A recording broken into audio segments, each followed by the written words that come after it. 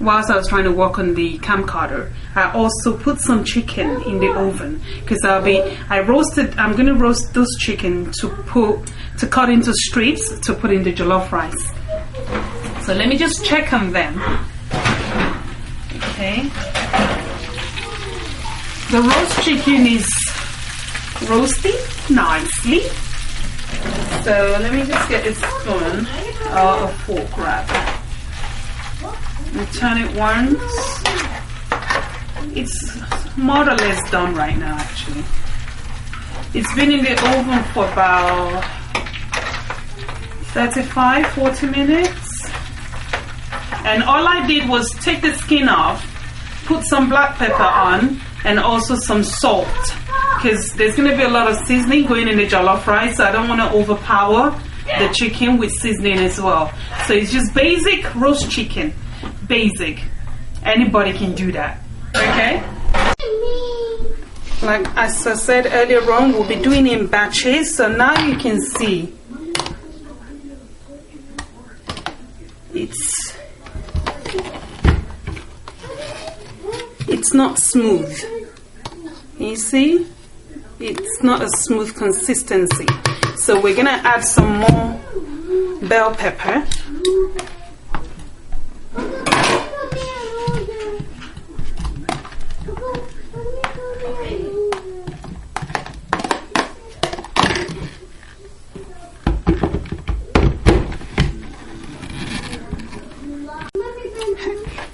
So this is the finished product. As you can see, it's smooth but not totally. You can still see the lumps. You can still see that it's not completely smooth. So that's what we're going to grinded pepper in immediately as it's hot right now. What you're going to have is an explosion because everything will splatter everywhere in the kitchen. And because I've done that, I've tried and tested it, so I would never go down that route again. So what I'm going to do right now is use the cover, the lid for the pot as an armor, if you understand what I mean. Okay.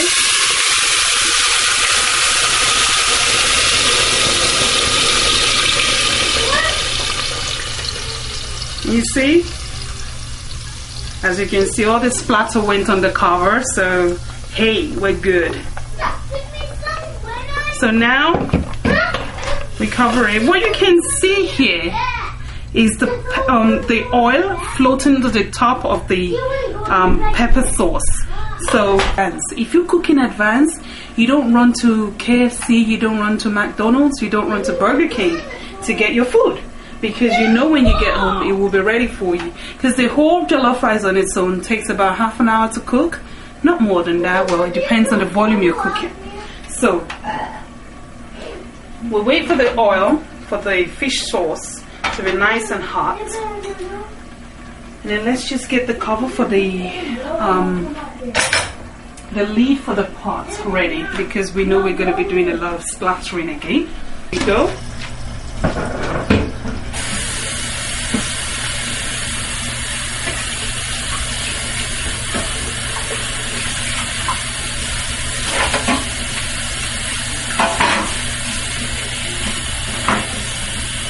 Do it more often.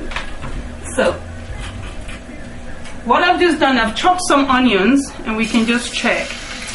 Okay, I think this oil is all hot enough to take the fish. Now be very, very careful because it will burn. I've got scars to prove that you don't mess around with oil when it's hot. Okay, I've got scars on my hand, I've got scars on my leg, on my thigh, so please be careful. There we go.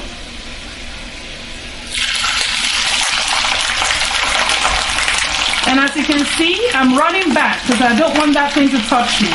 Trust me, you don't want it to.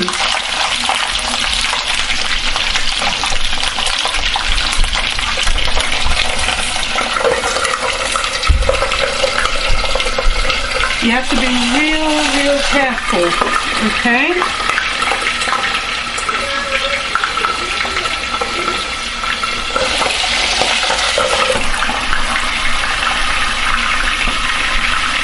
jollof rice and let it cook.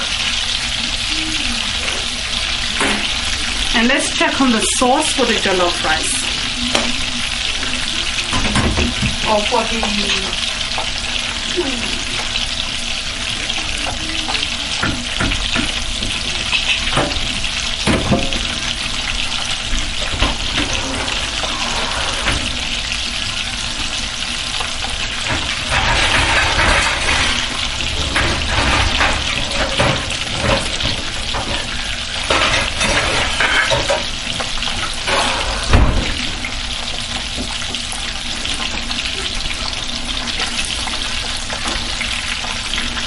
So the sauce for the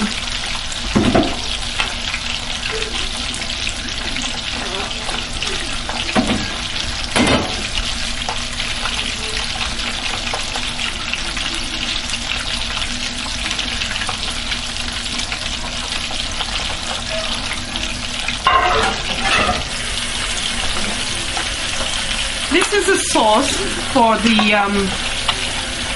the fish. This is what it looks like after all that frying together. So it's reduced, as again you can see, the oil is on top of the sauce. So I've transferred it to a frying pan so it will be easy to toss the fish in it and fry them all together.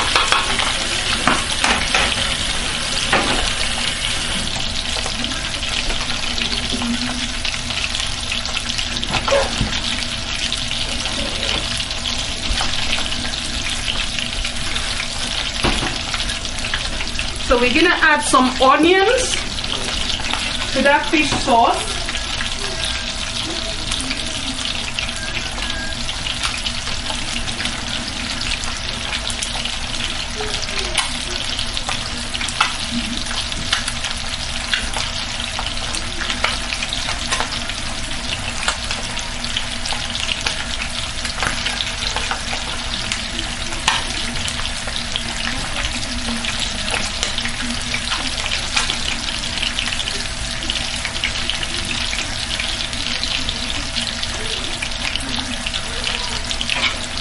So this is one onion that I've chopped up like lengthwise, so you have that curly shape when it's all fried.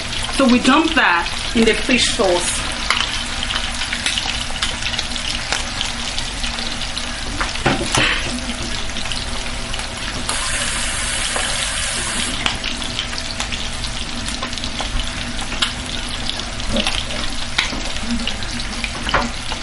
So you just stir it. Ouch! Okay, let's cover that. Because that's splattering everywhere and I don't want that. Okay, so this is what it looks like. We're just going to let the onion render down. That's a culinary word. As you can see, I've flipped the fish over, and this is what it looks like. You can see it that it's nice and crisp outside, yet if you press it, it's tender. So you don't want it to be hard completely. You want the outside to be... What I said earlier on in regards to the pepper sauce frying, this is what I mean. Can you see the oil floating at the top? That's what you get. It starts to float at the top, and you can see the brown at the base of the pot. Now, it's not burnt. Don't get it twisted. It isn't burnt. It's just the flavor. So, make sure at this point in time you're stirring it constantly, because if you leave it to just be there, it would burn, and you would take the burnt flavor in the jollof rice. You don't want that. So right now what we want to do is continue to stir and let the sauce fry, and it will reduce a lot more. So, because as you can tell, it's reduced a lot further from where we started.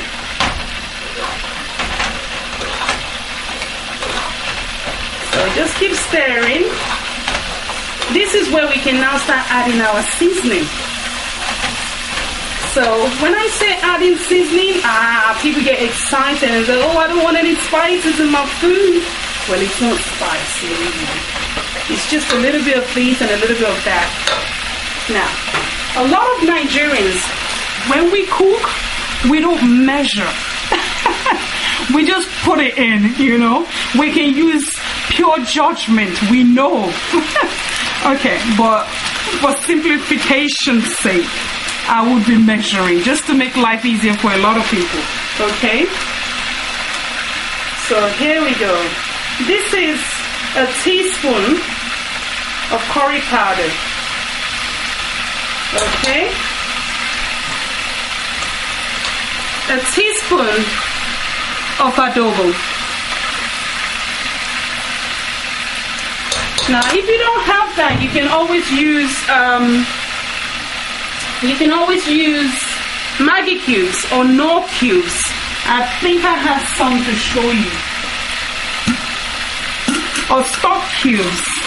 This Knorr is very, very flavorful. This is Knorr cubes. And these are Maggi cubes. So, I mean, every store has them, all stores. And I'll be doing a video clip shortly, very, very soon, explaining the different kind of seasoning we use in Nigerian dishes. So, and also where you can get them from, okay? So I've added my curry powder. I've added my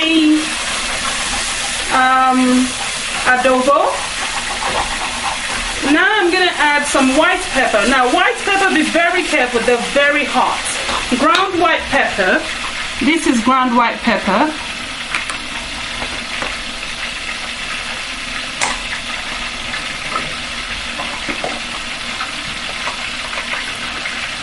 So I'm using half a teaspoon of that. At this point you can reduce the heat because it's frying very fast. And then if you're not careful, it will burn. And we don't want it to burn. We just want it to fry to that very thick paste consistency.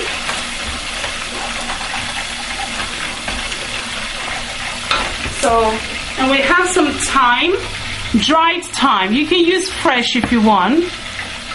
You can use fresh thyme as well if you want. It doesn't really matter whether it's dry or fresh. In Nigeria, actually, we use dry all the time. So half a teaspoon of that. And then we add some bay leaves. I'm just going to use a couple. So this is 2 bay leaves right here. That one has a split end. So it's just 2. Okay, there we go. Well, I wish you could smell it right now. That's one technology someone needs to go and invent. That when you're cooking, you can smell it. Over the computer, that is. Or over the video or something. But it's smelling really, really nicely.